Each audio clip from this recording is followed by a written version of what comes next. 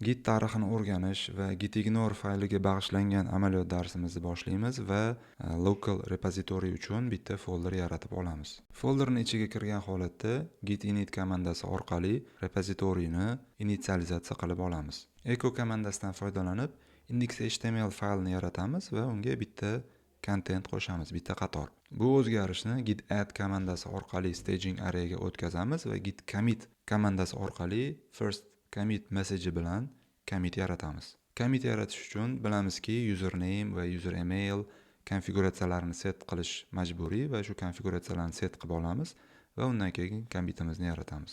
Style.css degan yana bitta fayl yaratib olamiz va bu faylni ham staging arrayga qo'shamiz va undan keyin commit yaratib olamiz. Gitlog komandasi orqali commitlarni historysini ko'rishimiz mumkin. Agar gitlog komandasiga hech qanaqa option qo'shmasak, bizga har bitta commit uchun ko'proq qator ajratadi va to'liq ma'lumot ko'rsatadi. Agar biza bunaqa ko'p ma'lumot kerak emas deydigan bo'lsak, unda gitlog komandasiga dash online optionini qo'shsak bo'ladi.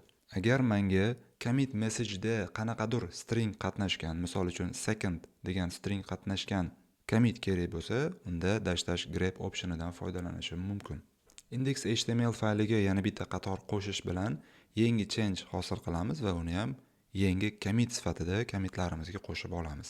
Agar men gitlogdan chiqqan outputni oddiy grep orqali filtrlaydigan bo'lsam, unda menga devops stringi qatnashgan hamma qatorlarni ko'rsatadi. Bu tushunarsiz bo'lishi mumkin. Bizning holatda bizga faqatgina message'dagina devops so'zi qatnashgan commitli kerak bo'lishi mumkin. Bu holatda gitlogni o'zini dash grep optionidan foydalanish juda ham qulay.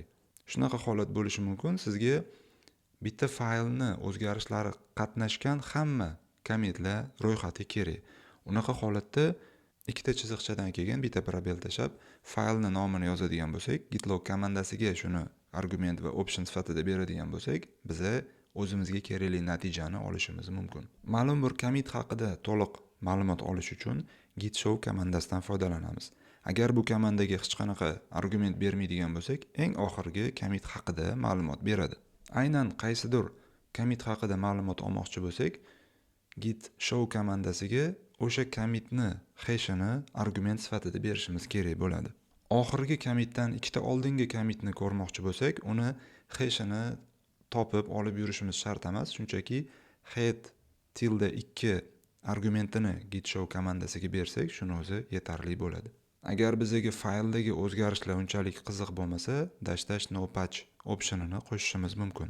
Shunchaki qaysi faylda o'zgarishlar bo'lganini ko'rsatib ketsin deydigan bo'lsak, unda dash stat optionini qo'shamiz. Gitignore fayli bilan ishlashni o'rganish maqsadida kelinglar bitta .env degan faylni yaratamiz va bu faylni biz oldindan staging arrayga qo'shib qo'yamiz va commit qilib qo'yamiz. Bu degani bizning faylimiz git tomonidan ro'yxatga olindi, gitning indeksiga qo'shildi va endi uni bu indeksdan chiqarib yuborishni ko'rib chiqamiz.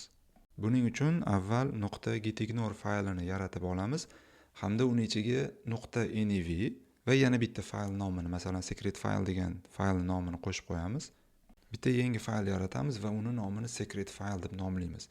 Va bu faylga o'zgarish qilishimizga qaramasdan git status komandasi orqali qaraydigan bo'lsak, git bu faylga qo'shgan o'zgarishlarimizga e'tibor bermadi. Lekin agar endi .env faylni ichiga kirib o'zgarish qiladigan bo'lsak, bu o'zgarishlarimizni git hisobga oladi va git status komandasi orqali ko'rganimizda o'zgarishlarni bizga ko'rsatib beradi. Nima uchun? Chunki bu faylni .gitignore faylga qo'shishimizdan oldin biz uni gitni indeksiga qo'shib bo'lganmiz. Endi gitni indeksidan, uni historysidan bu faylni chiqarib yuborish uchun git rm komandasidan foydalanamiz. Git status orqali holatni ko'rganimizda ko'rishimiz mumkinki, git bu faylni o'chirib yuborildi deb hisobladi. Lekin bu faylni biz o'chirmadik, shunchaki uni gitni keshidan o'chirib yubordik. Bu o'zgarishlarni hammasini commit qilib olganimizdan keyin yana qaytadan .env faylni ichiga yangi qator qo'shib, keyin git statusini tekshiradigan bo'lsak, ko'rishimiz mumkinki, git bu o'zgarishlarni endi hisobga olmayapti.